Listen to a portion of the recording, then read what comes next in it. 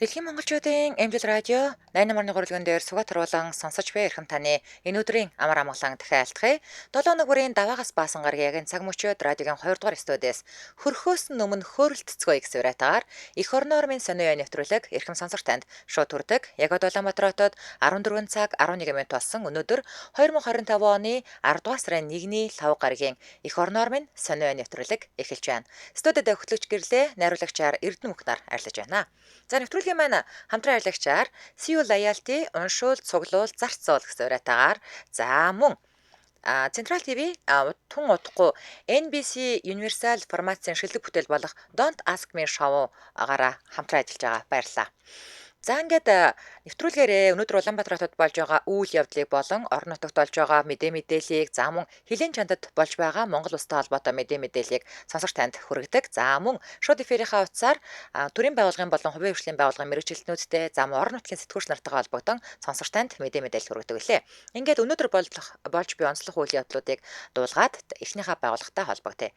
Өглөө 9 цагт засгийн газрын ээлжид хуралдаа эхэлсэн. За мөн 9 цагт хүнсний аюулгүй байдал стандарт чанарын баталгаа сэдвт эрдэм шинжилгээний хурал шинжилгээ ухаан технологийн сургууль эхэлсэн. За мөн 9 цагт Монгол улсыг 2026-аас 2030 онд хөгжүүлэх 5 жилийн үндсэн чиглэлийг эрдэмтэд шинжилгээ ухааны академийн чуулганы танхимд хэлэлцэж эхэлсэн юм. За 10 цагт гадаад үг оноос нэрийг кириллээр хөрвүүлэх асуудалд сэдвт хэлэлцүүлэг гадаад харилцааны яамд эхэлсэн бол мөн 10 цагт Улаанбаатар хотын доктортой зорчилт хөдөлгөөний стратеги танилцуулах уулзалт Шангрила зочид буудлын Парис хурлын танхимд эхэлсэн. За улсын хурлын байнгын оройдын хуралдаан болж байна. За тэмдэглэлт өдрийн хувьд өнөөдөр нэгдсэн үндэсний байгууллагад элсний 64 жил тохиож байгаа. За мөн Ахмадын өдөр тохиож байна.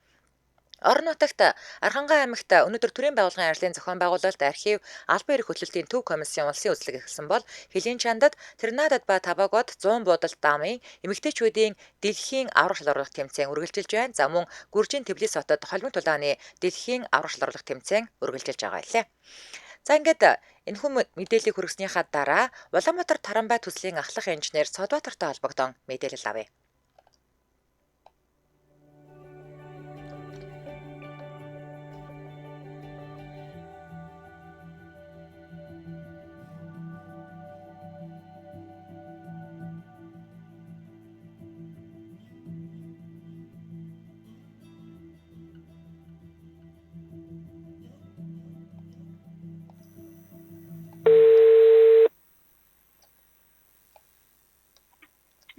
Байна уу? За өдрийн мэнд төргий. Өдрийн Дэлхийн монголчуудын эмнэлэг радио 88.3 эх орноор минь сонио нэвтрүүлгээс шууд эфирийн утсаар холбогдсон байна. За тэгээд сонсогчдоо өмнө нь нэвтрүүлгээрээ ер нь бол манайх трамбайта болох гэж байгаа гэдэг мэдээллийг хүргэсэн. Тэгэхээр төслийн явц одоо яг ямар шатан дээр явагдаж байгаа вэ гэдэг талаарх тодруулга яриаг хүргээч гэж холбогдлоо. За ойлголоо сайн байцгаана уу. Төслийн талаарх товч мэдээлэл өгье. Улаанбаатар Таранбай төслийн техник эдийн засгийн үйлчлэлийг бол боловсруулалт дууссан байна. За тэгээ боловсруулалт дуусаад зам тээврийн яам, зам тээврийн хөгжлийн төв гэх юм шат чадны зөвлөлийн байгууллага экспертүүдийн багтлаар ороод суур баримт бичмэн бол батлагдсан. Мөн нийслэлийн иргэдийн төлөөлөгчдийн хурлын ээлж тус 7 дугаар чуулганаас хуралдаанаар орж 9 сарын 23-нд дэмжигдсэн тухай тогтоол гараад ингэж явж байна. За тэгээд Улаанбаатар Таранбай төслийн багийнхан бол цаашид төслийн санхүүжилтийн их усрыг бий болгох хэрхэн одоо дараагийн шатны ажлуудыг хэрхэн хийх талаар дараагийн ажлыг зохион байгуулалт энд явж байна. Төслийн ерөнхий төлөвлөгөөний хувьд бол бид нар төлөвлөгөөний хуваарын дагуу явж байгаа. За тэгээд цаашлаад бид нар энэ оны сүүлээр буюу 2025 оны 4-р улиралд багтаан гүйцэтгэгч байгууллагыг тендер зарлаж сонгон шалгаруулна. Тэгээд 26 оны 1-р улиралд одоо гүйцэтгэгчтэйгээ гэрээ байгуулсан 26 оны 100-ны улирал буюу барилга ухтралтын сезон эхлэхээр Таранбай төслийг хийж хэрэгжүүлэхээр төлөвлөлөд ажиллаж байна. За Би тарамбай гэдэг зүйлийг кинон дээрс л харсан хүн байна аа уучлаарай. Энэгээр тэнэгээр явж сууж мууж бол үдсэнгөө. За осолдохгүй л ямар ч байсан нэг юм яг төмөр зам шиг замаар яваад байдаг тийм үү? За тэгээд ингээд ийм онгорхой хаалга цонхтой харагдаад байдаг шүү дээ. Ингээд хүмүүс шууд өсөрч ороод өсөрч буугаад байдаг. А одоо мэдээж орчин үе болсон юм чинь одоо ямар шуухан одоо манай найруулагч тэгтэйхэн л гоё ингээд зураг төсөл харуулаад байна л да. Яг энэ одоо зурган дээр байгаа шиг ийм тарамбай явах юм уу? Та нэг төсөөлөлд маань буулгахаар тайлбарлаж хэлж өгөөч. За ер нь бол тарамбай дэлхийн улс орнуудад ашиглагдаж эхлээд 100 гаруй жил болсон байна. Сүүлийн үед бол дөрвөн төрлийн тарамбайг ашиглаад ингээ явж байна. Ямар дөрвөн төрөл вэ гэхээр 100% цахилгаанаар ажилладаг, ус төрөгчөөр явдаг. Тий. За тэгээ супер конденсаторын тусламжтайгаар явдаг. Гэх мэт ингээд нэг дөрвөн төрөл байна. За тэгээд манай Улаанбаатар хотод маань хамгийн тохиромжтой нь болохоор 100% цахилгаанаар явдаг энэ төрөл нь бол илүү тохиромжтой, хүүтэн уур амьсгалтай юм Улаанбаатар хотод маань илүү тохиромжтой гэж бид бол судалгааныхаа явцад сонгосон. За тэгээд 2000 оноос хойш одоо тарамбай маань бол ер нь бол автомат холбоо тохиоллын систем, за тэгээд нөгөө нэг GPS систем гэх мэт юм зүйлийн системүүдээр тоноглогдоод нэгдсэн одоо удирдлагын төвөөс бол тарамбай хаана явж байгаа болон хөдөлгөөн зохион байгуулалтын бол автомат байдлаар ингээд зохицуулдаг болсон. За тэгээд тэр одоо таны хэлсэнчлэн хаалга цонх онгорхой гэдэг энэ асуудал бол арай илүү одоо тогтухтай иргэдэд ээлтэй намхан одоо шал давтантай хөгжлийн бэрхшээлтэй иргэн маань шууд ороод үйлчлүүлэхэд эвтэйхэн, за өвөлдөө бол одоо халаалттай, зундаа бол хөргөлтийн системтэй гэх мэт ийм давуу талууд ихтэй болсон байна. Одоо нөгөө нэг анх троллейбус орж ирж байхад бид нарт бас их сонирн байсан шүү дээ тий. Ингээд цахилгаанаар явдаг дээрээ ингээд утсан салчингууд зогсчдаг. Тэгээд за утсан салчтаа холбоотхыг гээ тий.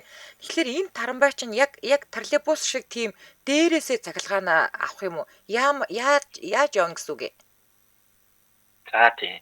Дээрээсээ цахилгаанаа авна. Ер нь бол троллейбустай төстэй. Тэгэхээр троллейбус шиг биш, арай өөр тоног төхөөрөмжөөр бол пантограф гэдэг тоног төхөөрөмжөөр бол дээд утастайгаа холбогдно. За энэ нь бол нөгөө нэг явж явах ч юм уу, эргэлт хийх үе дээр салж нийлээд байдаг ийм асуудал бол байхгүй. За тэгээд ер нь бол нэг хамгийн сүүлийн үеийн технологиудыг ингээ ашиглаад ингээ явж байгаа. Тэгээд тог цахилгаан маш бага хэрэгэлдэг. Өөрөө ингээд суул явуулт торомслох үед бол өөрөөсөө бас тог цахилгаан гаргаад тэрийг эргүүлээд ингээ хэрэглэх байдлаар ингээ цахилгааны хувьд бол хамгийн бага хэрэглээтэй ийм троллейбус тарамбай баха. Зөв.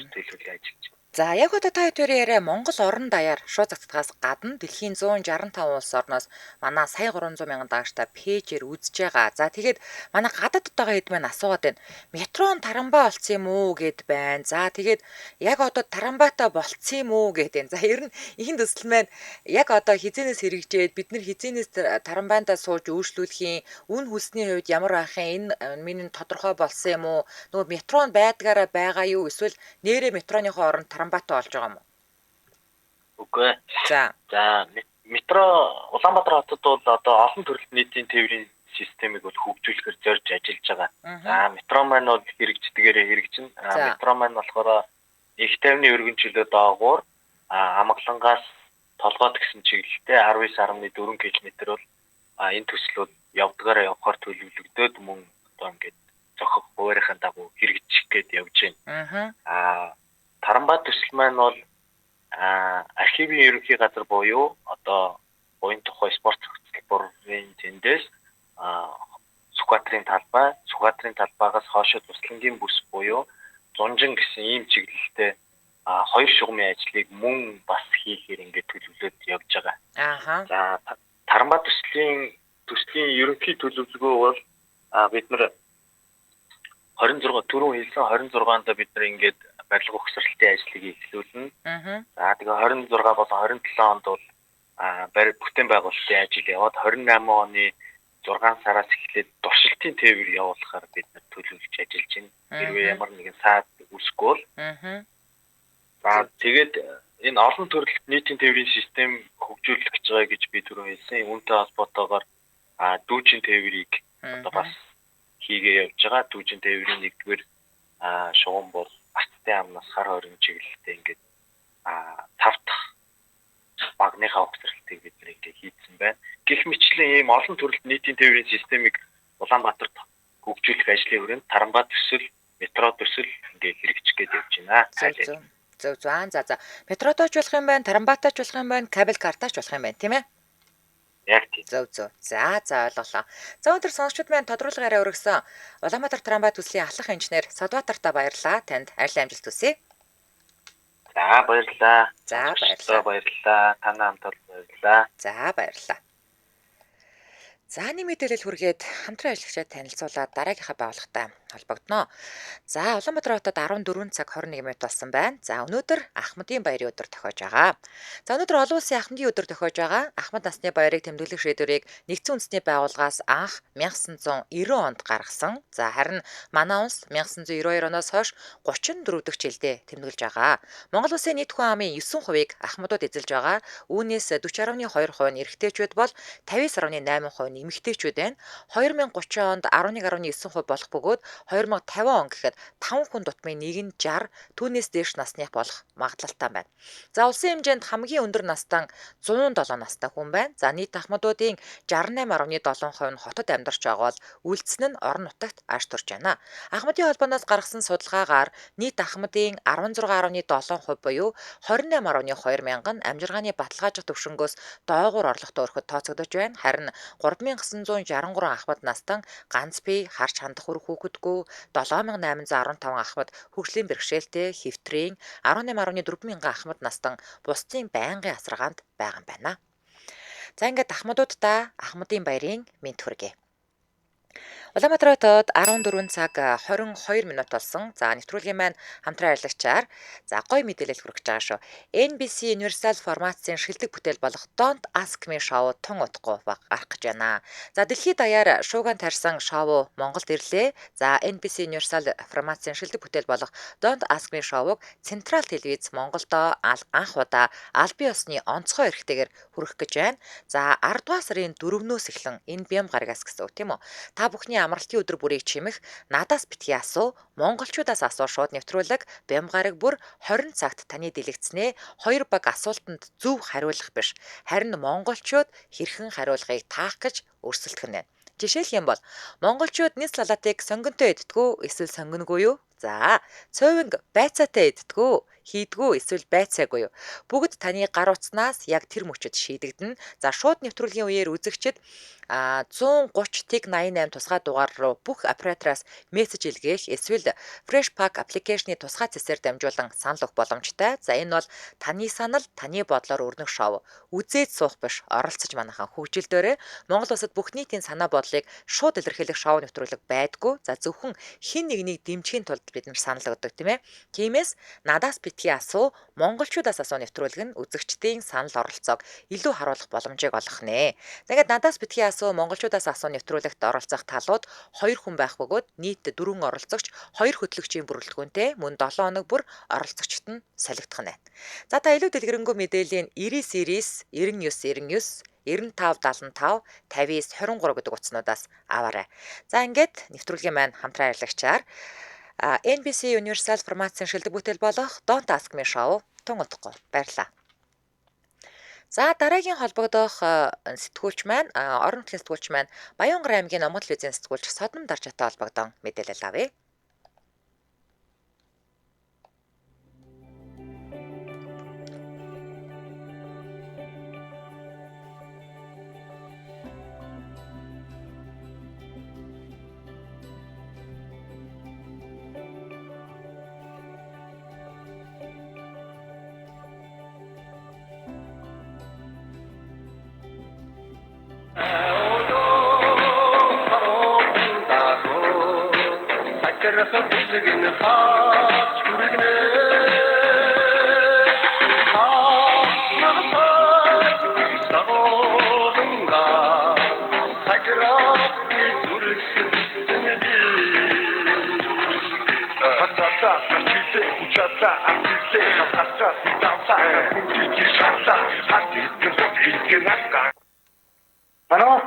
Оо байна. Өдрийн мэнд төргий. Өдөр төргийа. Дэлхийн монголчуудын эмзэл радио 88.3 эх орноор минь сонио нэвтрүүлгээс шууд эфирийн утсаар холбогдсон байна. Тэгээ та утсаа спикер дээр нь тавьсан байгаа шууд утсаар яриад өгөх боломж байна уу? Царгаад байна. За одоо байдаг. За одоо яриа гайгүй байна. За Баянгар аймгаар сонь сайхан юутай вэ? Өнөөдөр сонсогчдоо ямар мэдээлэл хүргэх вэ? За Баянгар аймгаар өнөөдөр ахмадтай баяр болж байгаатай холбогдуулаад байгууллагууд дээр ахмадуудаа үлээж аваад бас арга туршлагынхаа залуучуудаа суралцуулах байдлаар уулзалт өрнөсөн. Тэгээд юм бужигнаантай өдрөө өнгөрч байна. За. Үүнтэй холбогдуулаад яс ер нь ахмадын энэ асуудал нэг бодлоо. За. Хамгийн түрүүнд өнөөдөр яг миний сонсноор бол яг одоо энэ цаг мөчид аймаг сэтгэрийн хамгаалалт газар болон нэгдсэн эмнэлэг ахмадуудтайгаа хүлээж авч уулзж байгаа юм байна. За. За энэ онд Баянгар аймгийн ахмадын байгууллагаар нь бас ахмадуудтай чиглэсэн нэгэн ажлаар хэмжээлүүдийг ахмадын жил болгож зарлаад ийдээ. Үүнтэй болохоор хамгийн түрүүнд бас энэ ахмад зарцын хуулийн орон нутагт таниулах, за энэ ахмад зарцын тэтгэл бэлтгэл ажиллагааг хэрэгжүүлэх арга зүй, амжилтын сан байгуулах арга зүй, энэтрийг бидний сумдаараа явж дарга сумын төрийн байгууллагуудын мөрнөс бас юм тоглолт мэдээлэл өгсөн юм үйл ажиллагаа болсон байна. За энэ мөн бас одоогоос 3 хоногийн өмнө ахмадуудын нөгөө хөлөмжөндөө тарьсан ногооны үзэсгэлэн худалдаа зохион байгуулагдсан байгаа. За. За энд ер нь бол энэ жил аймгийн ахмадын байгууллага тэр төнд хорооноос юу гэж авч үзээд байгаа вэ гэхээр ахмадуудыг бол нийгэм даяараа өөртөө нэг хүүхд хараа суудаг тэтгэврийн хүмүүс нэг хийгээ дууссан хүмүүс ч одоо бол тэтгэвэр аваад гэртээ ингээд зүгээр ацээгээ ч юм уу хараад суусан дээрээ гэж үзээд байгаа гэдгийг яриад байгаа хгүй.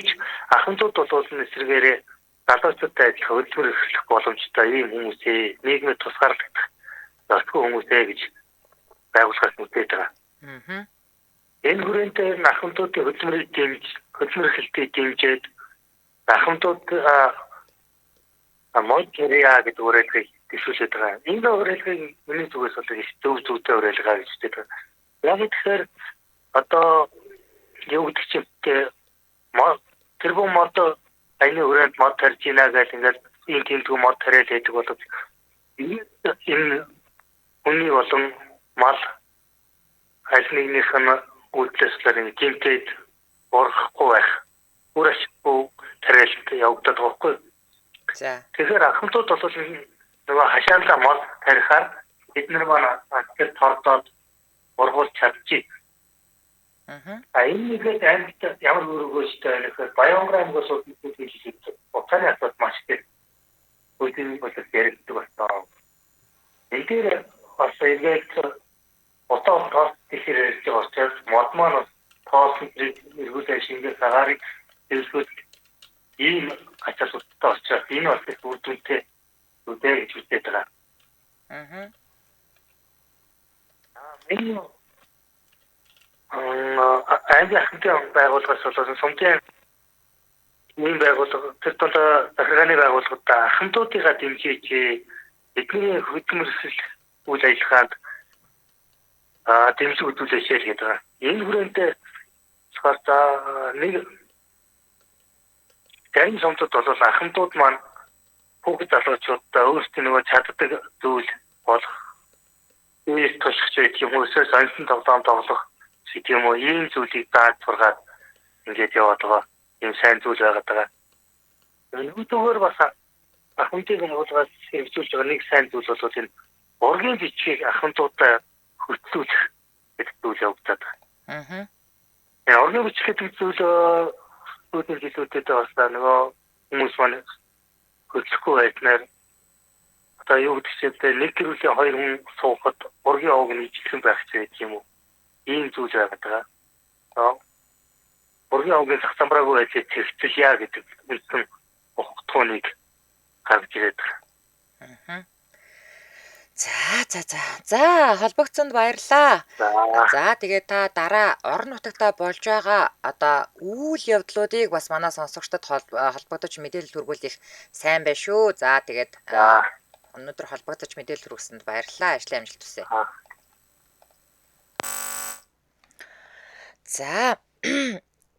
За өргөлөөл нэг мэдээлэл хүргээд дараагийнхаа байгууллагатай холбогдъё. За Улаанбаатар хотод 14 цаг 31 минут болсон байна. За дараагийн өргөх мэдээлэл маань E-Mongolia системээр 87 байгууллагын 1268 үйлчлэгээ хүргэж байна гэсэн байна.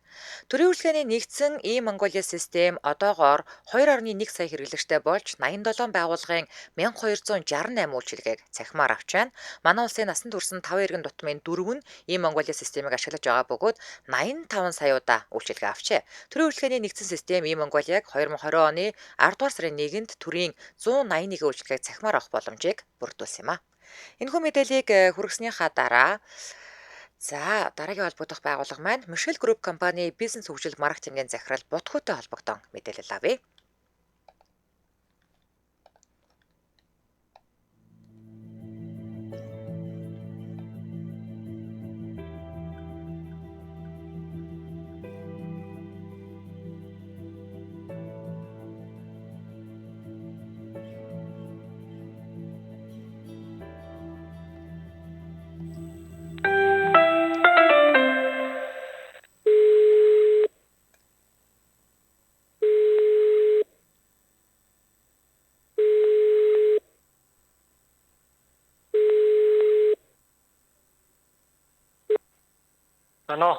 Байна. Сайн байна уу? За сайн байна.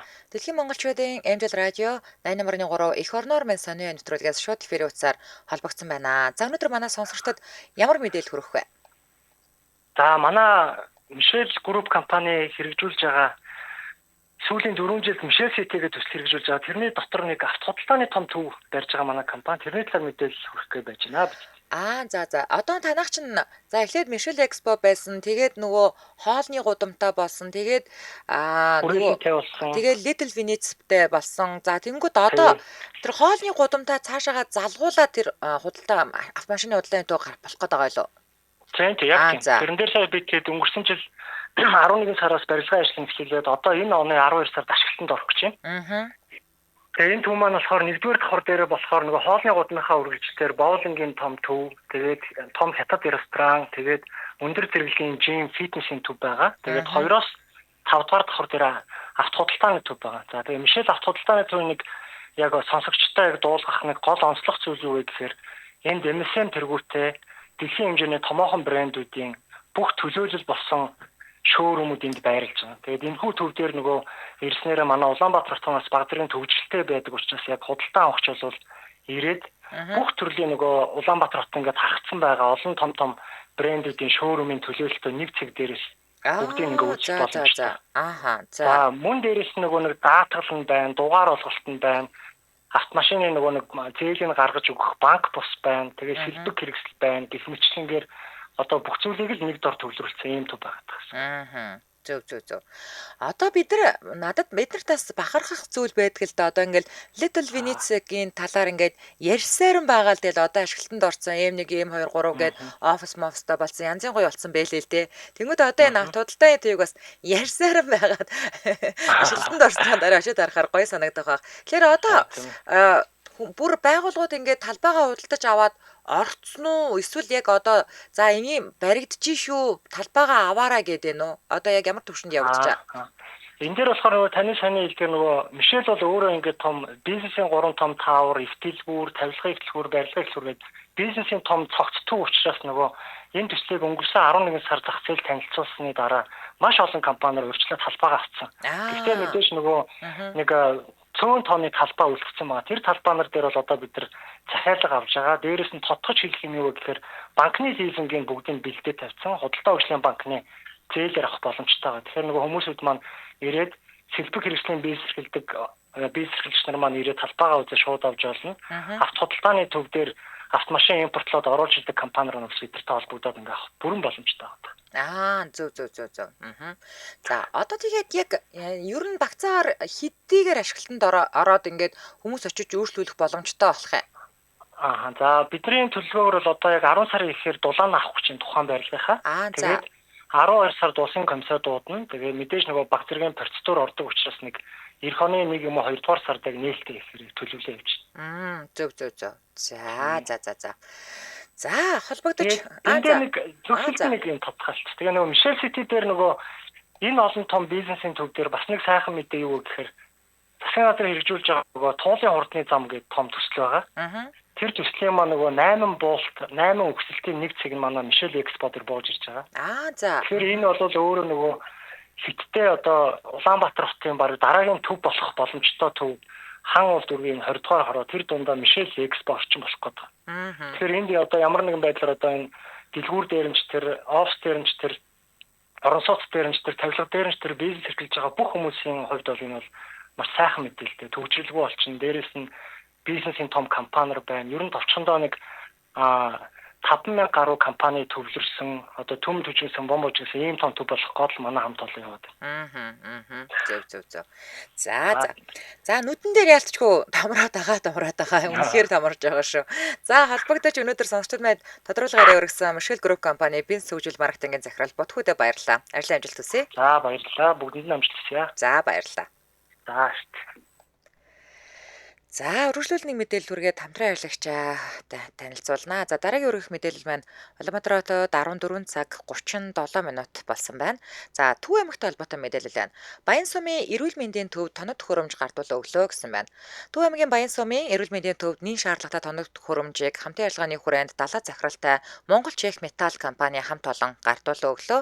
За тухайлбал биохимийн бүрэн автомат анализатор, цогцос хадгалах хөргөгч, хатаах шүүгээ, автомат автоковыг шийдвэрлэн хүлээлгээ өгсөн байна. За ингэснээр иргэдэд үзүүлэх эрүүл мэндийн үйлчлэгээний чанар хүртээмжийг сайжруулж, эмнэлгийн тусламж үйлчлэгээг орчин үеийн шаардлагад нийцүүлэх чухал ач холбогдолтой юм а.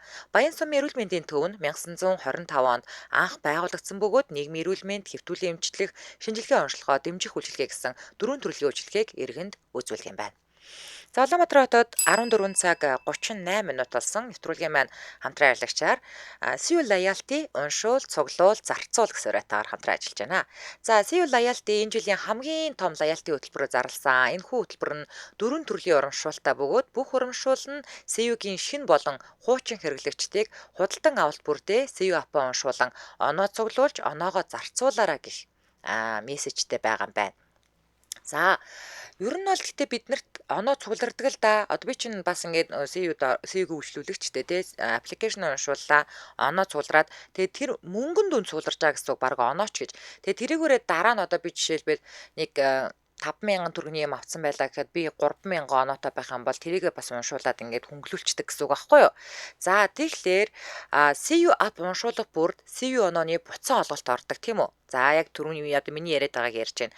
Харин доорх оноо цуглуулах урамшууллууд буюу өндөр дүнтэй буцаан олголт нь зөвхөн 11 сарыг дуустал хүрэх. За. Тэгэхээр 11 сар дотор л юм байна штэ. Тэгэхээр оноо үржигдэх өдрүүд яасан байх нь вэ? 11 сарын 30-ныг дуустал байх нь байна штэ тий. За ингээд CU оноогоо та худалдаа авалтанда ашиглаж болно. Эсвэл CU application дэх loyalty market дотор байрладаг бүтээгдэхүүнүүдийг 50% хямдралтаагаар авч болд юм байна. За ингээд болоогүй. CU Loyalty Market дотроосоо iPhone 17 Pro хожих суулгааны эрхийг 500 CU оноогоор авах боломжтой бөгөөд энэхүү урамшуулал бас 11 сарыг дуустал үргэлжлэх нь байна. Нийт iPhone 17 Pro хожих 17 ацтан шалгаруулна. За CU оноо бол 1 төгрөг буюу оноо гэдэг чинь мөнгө гэсэн үг. Би түрүүн хэлсэн тийм үү? За гэдгийг бас манайхаа ойлгосон бах. За ингээд дахин хэлий оноо үржигдэх өдрүүд байна. 11 сарын 30-ныг дуустал байх нь штэ тийм ээ. За тэгээд та CU app хэрэглэгч болж амжаагүй байгаа бол яг одоо л цаг нь байна тийм ээ. CU application-а татаж аваарай. Одоо CU-гээр үйлчлүүлэхгүй өнгөж бараг байдгүй ах гэж бодож байна. За хэрвээ та CU app-д аль хэдийн бүртгэлтэй бол худалдаа авалт бүрдээ CU application-а уншуулад дараах урамшууллуудыг аваарай. Яад гэвэл заримдаа бас ингээд утсаа орхицсон ч юм уу тий ингээд application-а уншуулах боломж гарахгүй үед байдаг байхгүй юу. За ингээд CU application доторх CU credit card-аар худалдаа авалт хийвэл үнийн дүнгийн 10% тэнцэх CU онооны оны буцаа олголт хийгдэнэ. За CU-д худалдаалагдаж байгаа оноотой бүтээгдэхүүн. За энэ оноотой бүтээгдэхүүнүүд нь ийм сонгогдсон бүтээгдэхүүнүүд байдаг. За өнөөдөр ийм кембаб оноотой байгаа шүү ч гэдэм үү. Эсвэл ундаа оноотой байгаа шүү ч гэдэм үү те. За ингээд эдгээр бүтээгдэхүүнүүдээс худалдаа авбал үнийн дүнгийн 50 хүртэлх хувьдаа тэнцэх CU онооны буцаа олголт хийгдэх нь байна. За тэгээд та илүү дэлгэрэнгүй мэдээллийн ер нь бол CU-тэй хүмүүс баг CU-гийнхаа аппликейшн руу ороод илүү дэлгэрэнгүй мэдээлэл авах боломжтой. Ингээд нэвтрүүлгийн хамтран ажиллагчаар CU Loyalty, уншуул, цуглуул, зарцуул гэд хамтран ажиллаж байна. Баярлалаа. За мэдээгээ цааш нь өргөжлүүлье. За явган үний замын хуучин хавтангаар гэр хорооллын нарийн гудамжийг тохижуулж байна гэсэн байна. Болж штэ те нөгөө нэг алаг автангуудаа бодвол аваад тэгээд гэр хорооллын явгууны замыг тохижуулж байгаа юм байлгүй дээ. За нийслэлийн гол гудамж замын явгууны одоо замыг байгалийн чулуугаар чулуу автангаар шинжилж байгаа. Өнөөдрийн байдлаар 100 мянга гаруй метр квадрат явгууны замыг шинжилж байна. Тэгвэл явгууны замын хуучин автангаар гэр хорооллын нарийн гудамж талбайг тохижуулж байна. Тухайлбал Сонгон хайрхан дүүргийн 8, 15, 18, 20, 25, 27 43 дугаар хорооны нарийн гудамжны явган замын нийт 1500 метр квадрат талбайг хуучин автангаар тохижуулаад байна. Тохижуултын ажлыг Сонгон хайрхан дүүргийн захиалагчийн алба гүйцэтгэж байгаа ч. Өргөжлөлөд Булган аймагтай холбоотой мэдээлэл хүргэе. Совилын яслын шинэ барилгыг ашиглалтанд хүлээн авлаа. 2024 оны улсын төсвийн хөрөнгө оруулалтаар Булган аймгийн хөдөлмөр халамжийн үйлчлэгээний газрын харьяа Совилын яслын шинэ барилга барьж өнөөдөр аль биесээр ашиглалтанд хүлээн авлаа. Тус барилгын бүтээн байгуулалтад 2.9 тэрбум төгрөг зарцуулсан байна.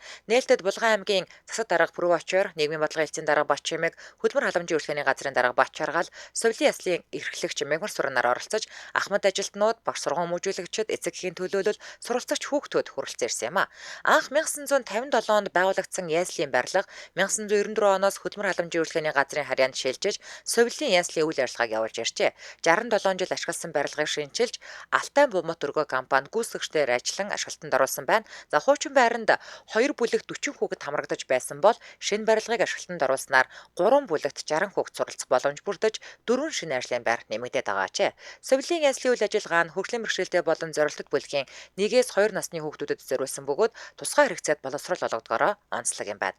Шинэ барилга ашиглалтанд оруулснаар суралцагч бүрд чанартай боловсрол тав тухтай орчинд сурч хөгжих боломжийг нэмэгдүүлж байгаагаараа чухал ач холбогдолтой хэмээн аймгийн засваргын намын газрын хэвлэлийн албанаас мэдээллээ.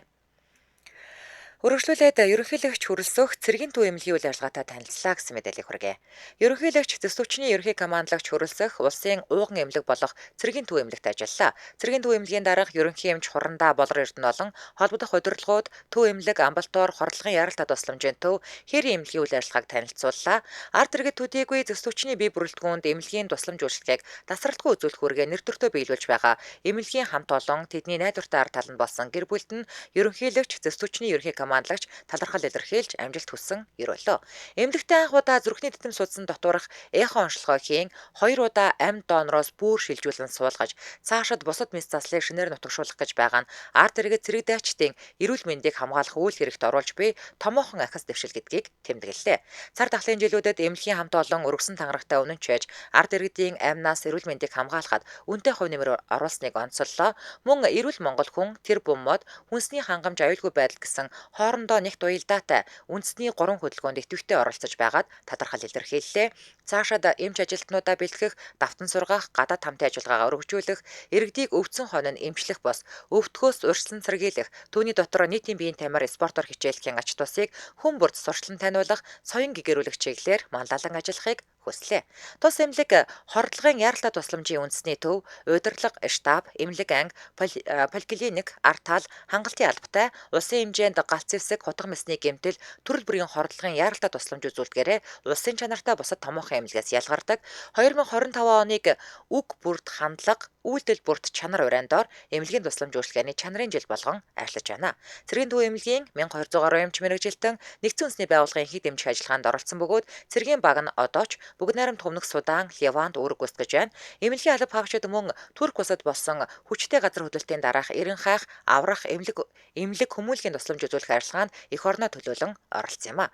Цэргийн төв эмнэлэг 1921 онд Жанжин Сүхбаатарын санаачилгаар байгуулагдсан эмнэлгийн эмч ажилтнууд халах голын дайн, чөлөөлөгт Айн баруун хилийн тулгуурлалтанд оролцож галын шугамаас өвчтөн шархтнуудыг татан гаргах, цэрэг дайчдыг эмчлэх, хээрийн эмнэлгүүд байгуулах, шаталсан эмчилгээ хийх зэргээр төр засаг цэргийн дэд командлаас өгсөн үүргийг нэр төртөө биелүүлж байсан түүхтэй. Дараагийн мэдээ Өрхангай аймагтай холбоотой мэдээлэл байна. Төв суурин газрын унтны усны чанар аюулгүй байдлын төлөвлөгөө баталлаа. Аймгийн төв суурин газрын болон 10 хэр сумын унтны усны чанар аюулгүй байдлын төлөвлөгөөг иргэдийн төлөөлөгчдийн хурлын ээлжид 9-р хуралдаанаар хэлэлцэж байна. Аймгийн хэмжээний 21 төв суурин газарт усны их усэр бүхий 76 удаг байна. За мөн 61 ус түгэх байр 2503 гүний удаг байгаа. Унтны усны их усрын гүний удгуудыг үерийн уснаас хамгаалах далан хийсэн сум байхгүй. 17 гүний удгийг хашаажуулсан ч эрүүл ахуйн шаардлага хангадаггүй байна. За мөн аймгийн нутаг дэвсгэрт 33 аршаан ус байгаагаас 12 аршааны эхийг хашаж хамгаалжээ. 10 хэр сумын усны нөөцийг 1981 оноос хойш шинжилэн тогтоогоогүй. Одоогоор онгийн голын сав газраас ус хангамжийн их усрыг авдаг. 2015 онд хамгаалтын бүс тогтоож 2023 онд дотоод зэн цэргийн 833 дугаар ангийн байнгын хамгаалтанд авсан. За аймгийн застрах намын газраас төв суурин газрын унтны усны чанар аюулгүй байдлын төлөвлөгөөг 2 бүлэг 23 заалттай, 10 хэр хотын унтны усны аюулгүй байдлын төлөвлөгөөг 6 бүлэг 32 заалттай боловсруулан аймгийн иргэдийн төлөөлөгчдийн урлаар хэлэлцүүлж баталлаа. Төлөвлөгөөг 2025-аас 2030 он хүртэл хэрэгжүүлнэ. Өргөжлүүлээд Монгол-Японы оюутан залуучуудын солилцооны 2 дугаар форум боллоо гэсэн мэдээлэл хүргэе. Монгол Улсын гадаад харилцааны яам, Япон улсаас Монгол улсад суугаа элчин сайдын яамтай хамтран зохион байгуулсан Монгол-Японы оюутан залуучуудын солилцооны 2 дугаар форум 9 дугаар сарын 30-нд гадаад харилцааны яамд боллоо. За форумын хүрээнд оюутан залуучууд байгаль орчны хамгаалалт, экосистемийн үйл ажиллагаа, цөлжилтөө сэргийлэх, ойжуулалт дэх бичил биетийн нөлөөлөл, хот суурин газрын ногоон байгууламж, хуурай сэрүүн бүс нутагт мод тарих зэрэг сэдвээр ихтгэл тавьж хэлэлцүүлэг өрнүүллээ. Япон улсын засгийн газраас тэр бум мод үндэсний хөдөлгөөнийг тууштай дэмжиж 5 жилийн хугацаанд 50 мянган мод тарьж ойжуулах төсөл болон 20 мянга орчим монгол хүүхэд залуустай мод тарих үйл ажиллагаа зохион байгуулах хүрээнд Орхон, Өмнөгов аймагт ой мод заган ой нөхөн сэргээх төсөл, Монгол-Японы хүүхэд залуучуудын солилцооны хөтөлбөр, байгаль орчин, байгалийн гамшигаас урьсан зэрэглэх чиглэлээрх танин мэдгүйн сургалт хэрэгжүүлэх зэрэгээр бодит төв нэмэр оруулж байгаа. За форумд Монгол Улсын их сургуулийн ойн аж ахуйн тэнхим, хөдөө аж ахуйн их сургуулийн ойжуулалтын тэнхим болон Япон улсын Акаяма, Вакаяма, Тотори, Кёотогийн их сургууль, Миягийн боловсролын их сургууль, Токиогийн хөдөө аж ахуйн их сургуулийн 30 гаруй оюутан багш нар оролцлоо. Тус оюутан залуучуудын анх дугаар солилцооны форумыг 2023 онд Улаанбаатар хотноо амжилттай зохион байгуулсан ажээ. Өргөжлүүлээд Төвсгөл аймагтай холбоотой мэдээлэл хүргэе. Зүүн нуурын эхийг хашиж хамгааснаар 60 мянга гаруй толгой мал унтны усаар хангагдах боломж бүрдлээ. Дэлгэр мөрөн шишгэт голын сав газар нь Хөвсгөл Завхан аймгийн 16 сумын 43686.3 км² талбайг хамруулан үйл ажиллагаа явуулж байна. За сав газар нь голын сүлжээний нягтлал ихтэй, сав газрын 95% нь цэвдэг хөрс тархсан, Монгол улсын нутаг дэвсгэр дэх гол мөрний урсаж бүрлдэх эхийн 11.2%-ийг эзэлдэг, улсын болоод дэлхийн цэнгэг усны нөөцийн онцгой оч холбогдолтой газар юм а. Дэлгэр мөрөн шишгэт голын сав газарт шинэ эдэр сумын удирдлагууд болон нутгийн иргэдээс зүүн нуурын усны түвшин сүүлийн жилүүдэд багасч байгаатай холбогдуулан тус нуурын тижээлийн мужид хамаарах булгуудыг хашиж хамгаалах саналыг гаргасан байна. Энэ хүрээнд шинэ эдэр сумын иргэдийн төлөөлөгчдийн урлын газар нутгийг орон нутгийн тусгай хамгаалтанд авах тухай 14-р тогтоолоор байгалийн өргөнц ховор тогтоц, нуурын эмзэг экосистем, ховор амтан, ургамал бүхий хамгаалах шаардлагатай экологийн чухал ач холбогдолтой зүүн нуурын орчмын 96602 га газар нутгийг орон нутгийн тусгай хамгаалтанд авсан байна. Мөн сав газрын захиргаа, сумын цагтаргын тамийн газар, нутгийн иргэдтэй хамтран зүүн нуурын тижээлийн мужид хамрах Согтуугийн булаг, Хөөрийн булаг, Дундын булгийн тижээлийн мужийг хамруулан хөрсөнд гэмтэл үүсэхгүйгээр Шонг банцан холбоосоор бэхэлж 4860 м² талбайг хамруулан байгаль дээтэй аргаар хашиж хамгааллаа. Булгийн ихийг хашиж хамгаалсны дараа иргэд болон сум орон нутгийн удирдлагыг цаашид ашиглаж хамгаалах сэргээн засварлах үйл ажиллагаанд зөвлөгөө өгч засаг даргын тамгийн газар тухайн багийн иргэн лавг төмөр хишиг дорж пүрэв дорж нарт хүлээлгэн өгсөн байна. Өргөжлүүлээд Дархуул аймагтай холбоотой мэдээлэл хүргэе. Аймгийн иргэдийн төлөөлөгчдийн хурлын 9 дахь удаагийн сонгуулийн ээлжид бос 9-р хуралдаан боллоо. Дархуул аймгийн иргэдийн төлөөлөгчдийн хурлын 9 дахь удаагийн сонгуулийн ээлжид бос 9-р хуралдаан даваа гарагт боллоо. Хуралдаанаар аймгийг 2026 онд хөгжүүлэх жилийн төлөвлөгөөг батлах, 2025 оны төсөв тодотгол хийх тухай, энгийн хог хаягдлыг цэвэрлэх, ангилах, цуглуулах, тээвэрлэх, дахин боловсруулах, сэргээн ашиглах, устгах, булшлах журам батлах, нийтийн эдэлбэр газрын хог хаягдлыг цэвэрлэх, энгийн хог хаягдлыг булшлах, зардлын нэгж тарифыг батлах, төвийн бүсийн хүнс хөнгөн үйлдвэрлэл технологийн зохицлбарын үйл ажиллагаа эрхлэхийг дэмжих тухай, машин цагийн зардлын тарифыг батлах тухай гэсэн 6 асуудлыг хэлэлцлээ. Хуралдаан өглөө 9 цагт 95% эрдэстэй эхэлсэн боловч хэлэлцэх асуудалтай холбоотой зарим асуудлаас шалтгаалan Арчилсан намын бүлэг 2 цагийн завсарлага авсан. Хуралдаан завсарлагын дараа эхэлсэн боловч Монгол Ардын намын бүлгээс мөн завсарлага авч үндсэн хуралдаан 13 цагт аль бие ёсоор эхэллээ. Удаа үргэлжилсэн хуралдаан үндсэн асуудлыг тухайн өдөртөө хэлэлцэх журмын дагуу тэг цагтаа уралдан хуралдаж шийдвэрлсэн байна. Үүнээс 3 асуудлыг бичиг баримт бусад асуудлын боловсруулалт шаардлага хангаагүй гэдэг шалтгаанаар баталгаас татгалзаж дараагийн хуралдаанаар оруулахаар нээлттэй орхилоо. Тухайлбал энгийн хог хаягдлыг цэвэрлэх, ангилах, цуглуулах, тээвэрлэх, дахин боловсруулах, сэргээ ашиглах, устгах, буушлах, журам батлах, нийт эдбэр газрын хог хаягдлыг цэвэрлэх, энгийн хог хаягдлыг буушлах зардлын нэгж тарифыг батлах, төвийн бүсийн хүнс хөнгөн үйлдвэрлэл технологийн зохицлбарын үйл ажиллагаа эрхлэхийг дэмжих тухай гэсэн 3 асуудлын эхний 2-ыг хэлэлцээгүй, 3 дахь асуудлыг хэлэлцсэний эцэст дахин боловсруулалт хийх, дэлгэрэнгүй мэдээлэл бэлтгэх, судалгаа авах гэсэн саналыг үндэслэн боловсруулалтын шатанд буцаасан бол үндсэн 3 асуудлыг хэлэлцэн баталлаа. Үргэлжлүүлээ Сүхбаатар аймагтай холбоотой мэдээлэл хүргэе. Эрүүл мэндийн албаны бэлэн байдлыг шалгалаа гэсэн байна. Эрүүл мэндийн албаны хүн хүч техник хэрэгслийн бэлтгэл, бэлэн байдлыг хангах, гамшигаас урьсан сэргийлэх, гамшигтай тэмцэх, хойшлуулшгүй сэргээн босгох чадварыг нэмэгдүүлэх, мөн гамшигаас хамгаалах тухай хуулийн хэрэгжилтийг хангах зорилгоор команд штабын сургууль зохион байгууллаа. Гамшигаас хамгаалах далаа сургууль зохион байгуулах тухай аймгийн застрагын 2025 оны А46 дугаар захирамжийн дагуу удирдлагын штабын 1-1 эрүүл мэндийн албаны 18 мэргэжлийн ангийн 13 бүлэг 78 нийт 96-ны бүрэлдэхүүнтэй арилж гамшигын нөхцөл байдалд ажиллах дадлага сургууль хийлээ.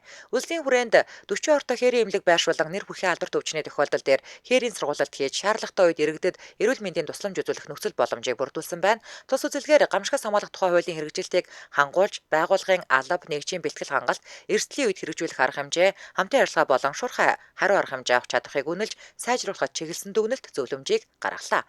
Ийхүү бэлэн байдлын үйлчлэгийг тогтмол зохион байгуулснаар байгууллагын гамшигын эрсдлийг бууруулах, иргэдийн амнаас эрүүл мэндийг хамгаалахад чухал ач холбогдолтой юм а. Өргөжлүүлээд Завхан аймагтай холбоотой мэдээлэл хүргэе. Ахлах ангийн хүүхдүүд эх оронч үзлийг хөтөлбөрөөс танин мэдэж байна. Завхны Досон Цэнгэл их улс сумын Ахлах ангийн хүүхдүүд гамшлаг ослын үед өөртөө болон бусдад туслах чадруудыг суралцсангаа өрсөлдсөн байна. Эх орон 36 хөтөлбөр нь хүүхэд өсвөр үеийнхэнд эх оронч хүмүүнлэг, бие даасан иргэн болж төлөвшөх, багаар ажиллах, их дэлхийгээ хайрлан хамгаалах, үзэл бодлоо чөлөөтэй илэрхийлэх, бусдын өмнө хариуцлах хүлээх чадвар, эерэг хандлага бий болгох зорилготой. Тус хөтөлбөр нь өртөөжүүлсэн мэдлэг болгох сургаалт, танхимын сургаалт, уралдаан тэмцээнүүдийг багтаасан цогц хөтөлбөр юм. За энэ удаад их уул Досон Цэнгэл сумын 11 бүлгийн 110 хүүхэд, эх орон 36, өсвөрийн аврагч 2025 хөтөлбөрүүдэд нэгэн зэрэг хамрагдлаа. Энэ үйл ажиллагааг Досон Цэнгэл сум дахь онцгой байдлын элтэс, Завхан скаутын холбоо, аймгийн улаан загалмай хороо, Досон Цэнгэл сумын ерөнхий боловсролын 1-р сургууль хамтран зохион байгууллаа. Хөтөлбөрт үйл ажиллагааны хүрээнд хүүхдүүд Досон Цэнгэл сум дахь онцгой байдлын элтсийн үйл ажиллагаатай танилцаж, гамшиг ослын үед хэрхэн ажиллах талаарх таниулах сургаалтанд хамрагдсан байна. Гамшигын эрсдлийг буруулахад хүүхдийн оролцоог нэмэгдүүлэх, болцсошгүй аюул осол тохиолдоход өөрийгөө хамгаалж, бусдад дэмжлэг үзүүлэх чадамжтай болгох нь эх оронч үзлийг хүүхдүүдэд таниулна. Эдгээр хөтөлбөрт хамрагдаж байгаа хүүхдүүд шин чадвар мэдлэгийг олж танин мэдснээр цаашид өсвөрийн аврагч болох юм а. Тэд энэ удаагийн сургалтаар эх орныхоо үн цэнийг мэдэрдэг, эх орноо хайрладаг, хоорондоо нэгнээ ойлгож дэмждэг, хариуцлагатай иргэн болох эхлэл чадварыг богино хугацаанд танин мэдсэн.